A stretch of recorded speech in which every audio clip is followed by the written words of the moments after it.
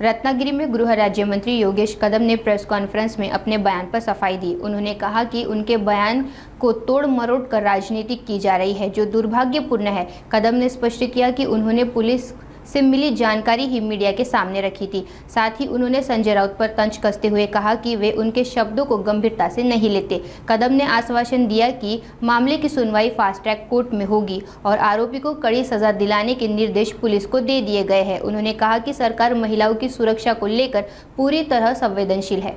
नेमका एक गोष्ट लक्षात घेतली पाहिजे, आमचं सरकार हे लाडक्या बहिणींचं सरकार आहे।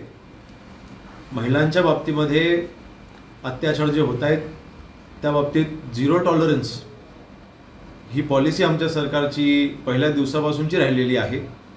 मी स्वतः गृहराज्यमंत्रीपद स्वीकारल्याच्या नंतर बहुतांश महाराष्ट्रामध्ये असलेल्या कमिशनमध्ये स्वतः आम्ही बैठका घेतलेल्या आहेत।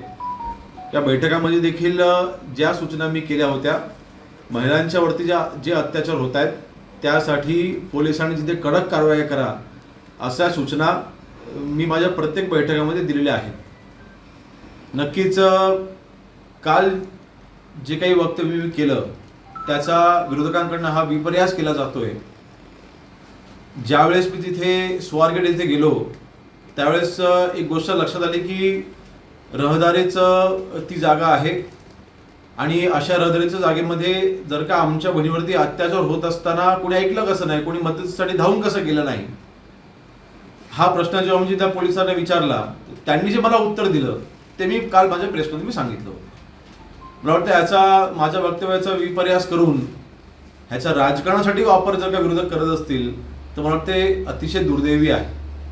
आमच्या सरकारची पॉलिसी ही महिलांच्या अत्याचाराच्या बाबतीमध्ये ही झिरो टॉलरन्स पॉलिसी आमची आहे आणि जी कायम राहील। किंबहुना मी काल देखील म्हटलं होतं की जो काही आरोपी, ज्यावेळेला हा आरोपी पकडला जाईल तेव्हा त्याच्यावरती कडक कारवाई झाली पाहिजे अशा पद्धतीच्या आमच्याकडनं तिथे जे काही कायदेशीर बाबी करायच्या त्या केल्या जातील हे माझं कालचं स्टेटमेंट होतं। म्हणून आरोपीला वाचवण्याचा प्रश्नच उद्भवत नाही, उलट त्या आरोपीला मुस्कळा त्यांच्या आवडण्यासाठी पोलिसांची यंत्रणा गेली 2 दिवस परिश्रम घेत होती, त्याला यश देखील आलं। आणि शेवटी गृहराज्यमंत्री म्हणून माझं तिकडे जाण्याचा उद्देश देखील हाच होता की पोलिसांच्या मार्फत जी कारवाई केली जाते ती योग्य आहे की नाही त्याच्यावरती लक्ष ठेवण्यासाठी किंवा लवकरात लवकर त्या आरोपीला पकडा, त्याच्यावरती कारवाई ही कडक झाली पाहिजे ह्या सूचना देण्याकरता मी तिथे आलो होतो। त्यामुळे आरोपीच्या बाजूने आमचं सरकार आहे की आरोपीला वाचवण्याचा जो प्रयत्न करताय असे जे आरोप आमच्यावरती होत आहेत ह्याचं मी खंडन करतो। या आरोपीला जास्तीत जास्त कडकात कडक शिक्षा, कठोरात कठोर कारवाई या आरोपीवरती होईल अशा पद्धतीच्या आमचे प्रयत्न असतील।